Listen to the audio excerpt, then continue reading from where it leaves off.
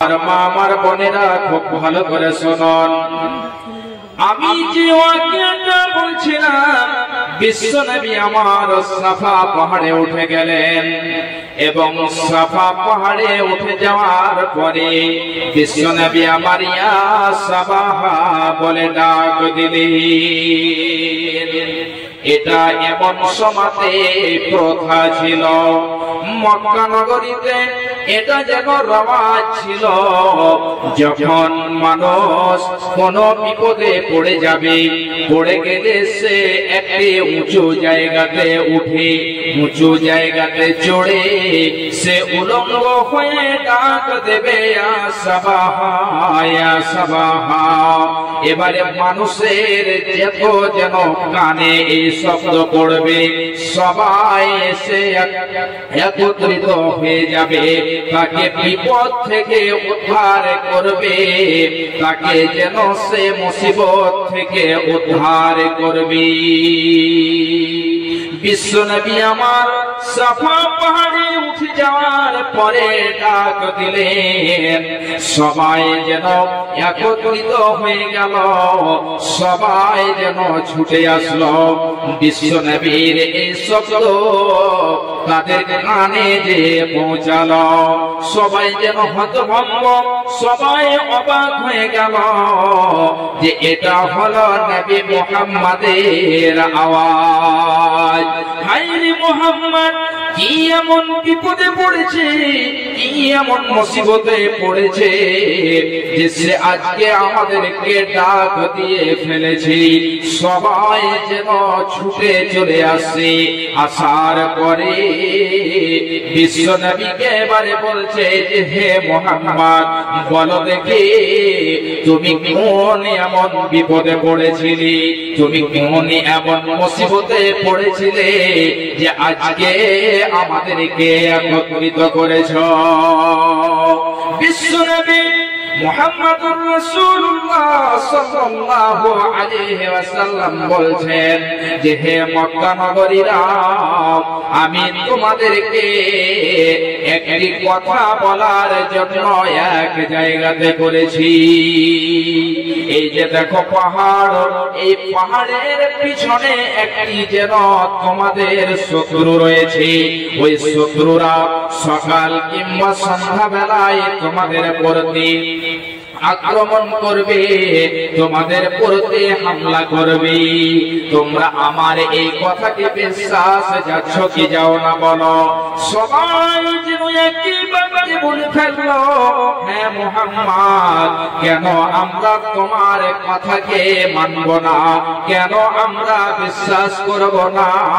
হে মুহাম্মদ, শুধু আজ নয়, তুমি আজ থেকে নিয়ে 40 বছর বয়স হয়ে গেল, আজ পর্যন্ত তোমার মুখ থেকে মিথ্যা কথা বের হয়নি, যার কারণে নবী মুহাম্মদকে তারা সাদেক বলে ডাক দিত, তারা উপাধি দিয়েছিল সাদেক বলে ডাক দিত, অর্থাৎ সত্যবাদী।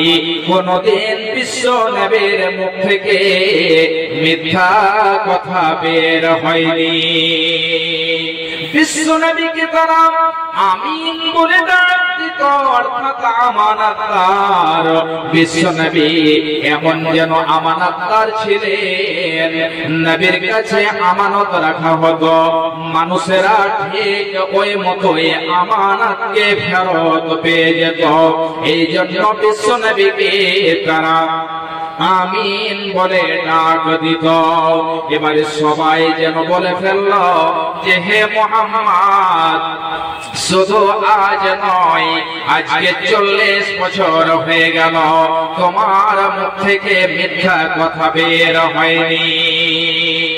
যখন এই কথা বলা, বিশ্বনবী আমার বলছেন, হে মক্কা নগরীরা শোনো, তাহলে হে মক্কাবাসীরা শোনো, আজকে আমি তোমাদেরকে একত্রিত করেছি এই জন্য যে তোমরা 360 খানা মাবুদের ইবাদত করছো, প্রতিমার ইবাদত করছো, এগুলোর ইবাদত করা যাবে না।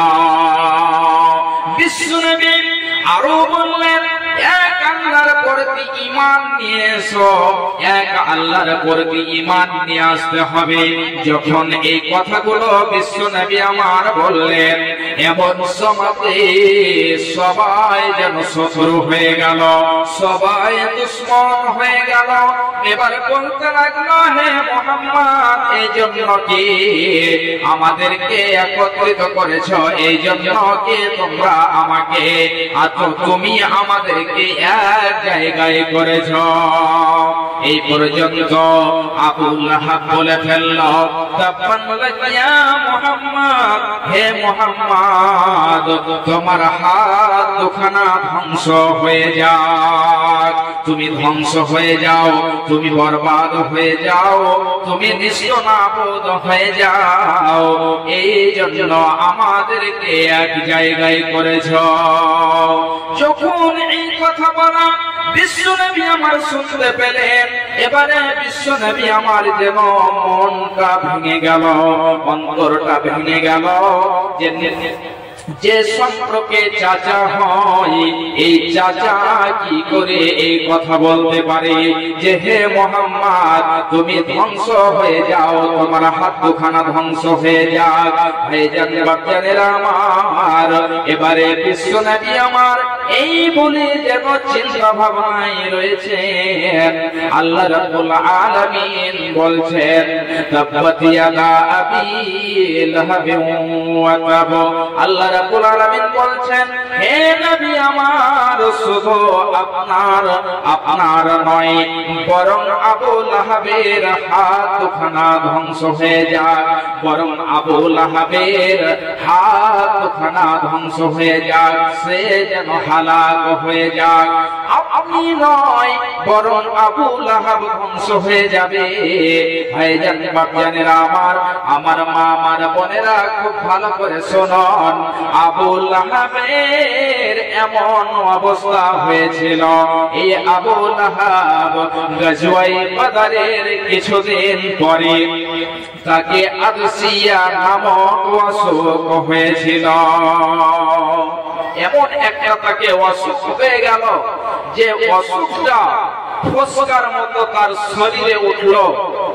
যেমন আমরা বক্স বলি, ঠিক এই মতো তার ভেতরে পানি রয়েছে, আস্তে আস্তে সেটা গলে গেল, তার ভেতরে সরানি ধরে গেল, পচতে আরম্ভ হয়ে গেল।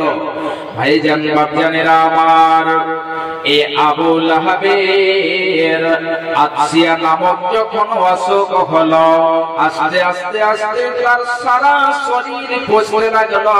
তার শরীর এমন ভাবে পচে গেল, সরে গেল, গলে গেল যে তার পাশে আর যেন কেউ থাকতে পারে না। তার ছেলেও থাকতে পারে না, তার মেয়েও থাকতে পারে না, তার বিবি থাকতে পারে না, কেউ যেন তার পাশে থাকতে পারে না। ভাইজান বাপজানেরা আমার, এই আদসিয়া নামক অসুখে তার মৃত্যু হলো।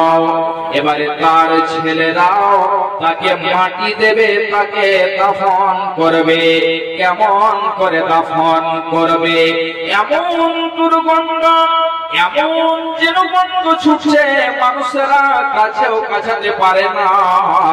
কেমন করে তাকে মাটি দেবে, কেমন করে তার যেন দাফন করবে। শেষ সময়তে এমন হলো, ওই আবু লাহাবের ছেলেরা নাকে মুখে পটি বেঁধে, কাপড় বেঁধে, যেমন একটা জন্তুকে গর্ত খনন করে ঠেলতে ঠেলতে নিয়ে যে তাকে মাটি দিয়ে দেওয়া হয়, ঠিক ওই মতোই আবু লাহাবকে মাটি দিয়ে দেওয়া হলো। ভাইজান বাপজানেরা